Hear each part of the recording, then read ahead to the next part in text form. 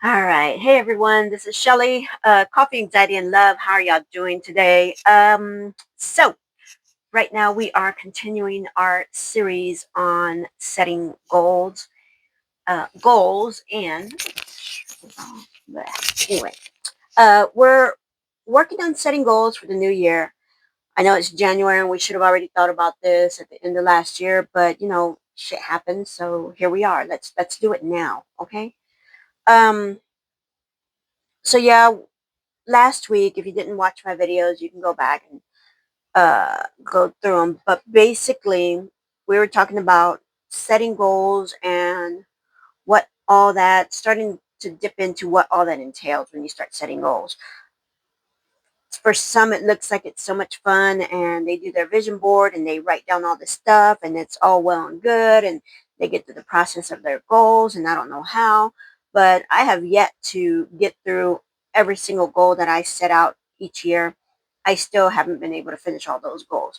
Not that I needed to; it was just things that I wanted to do. But I'm I'm a real person. I can't do that. I can't say I have these 10 goals and by the end of the year I'm jumping up and down because I got all 10 done. No, that's just not who I am. And I believe that's most of us. We're all the same way. If we get through one or two, we did great. So this week we're going to be talking about, another portion of what goes with setting goals. Okay, so yeah, since I'm in the kitchen, I'm kind of working at the same time. So I'm going to keep turning around because my notes are right back there. But anyway, yeah, so last week we kind of just talked about, thinking about our goals, maybe setting a few goals. I asked for six, and I mean, if you did one or two, that's great. I did a few, and I've actually written down, in my planner, my goals starting, 2025, and what I want to do and where I want to be. And then little by little, as we go through this, I'm going to show you how I'm doing as far as tracking, documenting, and getting the time frame that I want for some of the goals. Okay. So for example, one goal is I want to take another certification course, which is going to be yoga. I want to be certified to teach yoga, not just as another certification, but I kind of want to uh, help myself with as far as breathing and controlling my breathing. And I believe learning yoga and those moves help you with that. So, um, and that's one of my more, let's say, a long-term goal because it's going to take me more than 6 months. I'm saying long-term is going to be more than 6 months. So I'm saying that's a long-term goal. So I want at least by the end of the year to have either started the class or more than halfway through completing the class. So that's one goal. The other goal is a very short-term goal. I have not only CJ Thea's wedding, our Thea's wedding, but it's also our anniversary at the same time. So I am hoping at least to get 15. I would like 20. I need 30.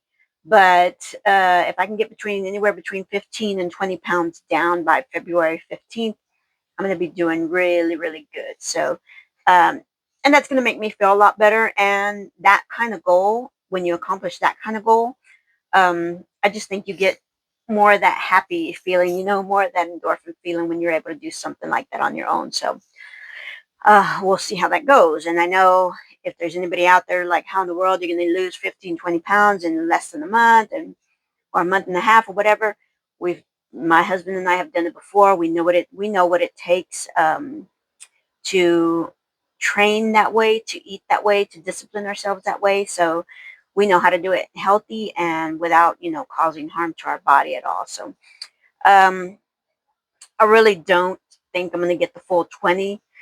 All because I just don't want to be that aggressive. I'm thinking maybe it's going to end up being between 10 and 15, to be honest with you, because yeah, I don't have the energy right now to get that aggressive with my eating because most of it's going to be eating, and I'm just not feeling the eating part of it. So that's going to be one reason I might not make it to the 20. But anyway, so that's an example of two of the goals that I'm trying to get to: one long term, one short term.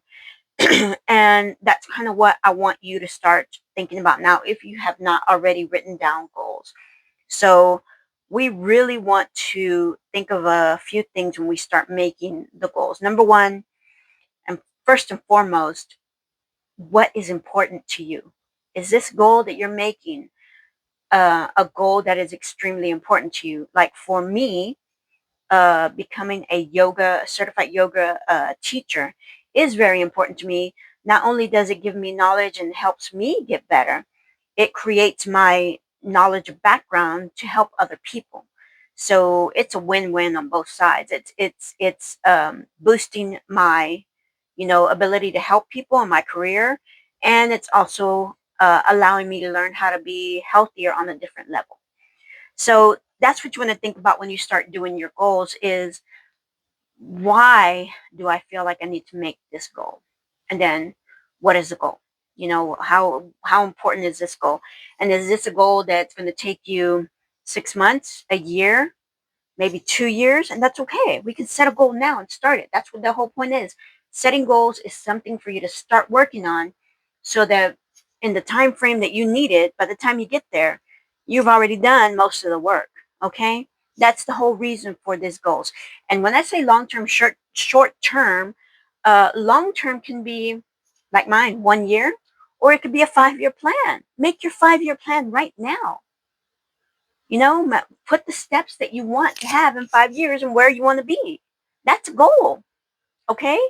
And that's a very hard, challenging goal because you don't know where you're going to be. You honestly don't know where you're going to be in 5 years. Are we going to be here in 5 years? So yes, please think about that. Put yourself 5 years out there. And then other things you want to think about when you're setting goal is like mine, financially. Do you need any kind of financial assistance? Do you need to save before you even start that goal? Maybe some people do.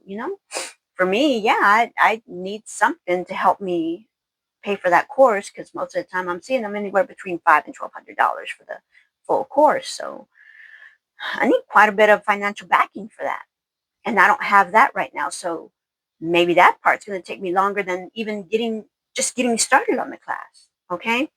So that's another thing you got to think about. If these goals are to help improve you in a position or wherever you are in life and you want to, move up, then yeah, you're probably going to end up having to shell out some money for that. So is there something that you need to do before you even begin to start your goal? Okay. And then the other thing, and then we're just gonna give three quick points here because I think you can get it from that. But the last one that I want to tell you about is, yeah, these goals are going to help you improve yourself, move up, do whatever. They might need a little bit of financial backing or whatever. But for the most part, these goals need to be fun. They need to be something you really want to do. Because if not, then you can write them down all you want. Nothing's going to happen with them because they don't interest you. So your goals need to be what's going to interest you, what's going to be fun for you, what's going to help you. For me, it's me getting healthier and looking better. That's the ultimate objective. I want to look better. Okay. And then I also want to have more knowledge in the field that I'm in. So that's a big motivator for me. And I think yoga is going to be fun. That's going to give my body a different challenge that I've not had yet. And at my age, I really want to challenge it because I don't want my body to start breaking down. And this is the time for me to do something about it. Or anybody in their 50s or later who haven't started doing anything, this is the right time to start doing it. It's now. Okay? So these goals need to be fun for you. They need to interest you. I mean, that shouldn't have to say that, but for the most part, make them fun. Interest you, meaning if you got to get a certification, a license, whatever, a lot of us really don't want to do the extra study. We don't want to put forth the effort and the extra time because most of the time we're going to have to do that on our time. We've done worked, 9 hours, 10 hours a day. And in order for me to get the next step, I need to take this certification or get this license. Well, no, we really don't want to do that. We really don't want to sit there and put in more time and energy because we're already tired from working 9, 10 hours. So those goals, when you make those goals, they have to really interest you. Do you really want that certification? Do you really want that license? Do you really want that next step or the more money? You got to find out which part of that interests you, and home in on that part, because that's the part that's going to keep you motivated and reaching your goals. If you want to get to the next step and you want to earn, you want to get that big raise, then that's the part that should interest you. Make sure you focus on that. Yeah, I need to get this license, but ultimately the goal is, this license is getting me more money. So my goal is, I need to make more money. Focus on that. Focus on that part of it. That way you stay interested, you stay motivated, and most likely that goal gets achieved the way you need it to be achieved. Okay? And then, that's it, man. Find somewhere to write it down. Write your goals down on a post-it note, put it on the refrigerator. I don't know. Do it somewhere that you see it. It's in front of your face so that you know. I told myself, I promised myself I was going to do this. So let's do this. Because the only person you're going to be hurting in the end when you don't achieve your goals, or, you know, a lot of us don't achieve our goals, but there's some times where these goals mean a lot to you, no matter what it is. Even if it's just, I want to learn to paint, these goals mean a lot to you. It means you've achieved something, you've earned something, and you've bettered yourself. So you have to make goals that are going to interest you. You have to make goals that are going to be better for you, because ultimately you're the only one who knows what you've done, and you're the only one that's your own obstacle. You're the one that's causing yourself not to finish these things. You're the one that's not going to get that raise. You're the one that's not going to learn that new skill. You're the one that's not going to learn another way to relax you on those days when you just can't anymore, or feel like you can't anymore. So, you know, make them fun. Know the importance, make sure you know how you're getting there, and most of all, make it fun and interesting for you. And just because you made 20 goals doesn't mean you have to finish 20 goals at the end of the year. No.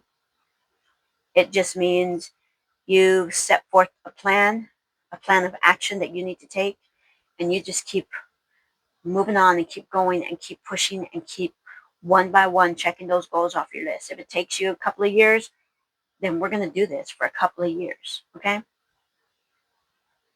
All right, guys, let's keep going. Tomorrow we're going to talk more about the different types of goals we're setting. I'll let you in on some more of mine, and I'll share that, and actually how I'm going to start tracking myself to make sure I'm making progress on my goals. And if I'm not, what's the obstacle that's caused me not to? All right, guys, love you.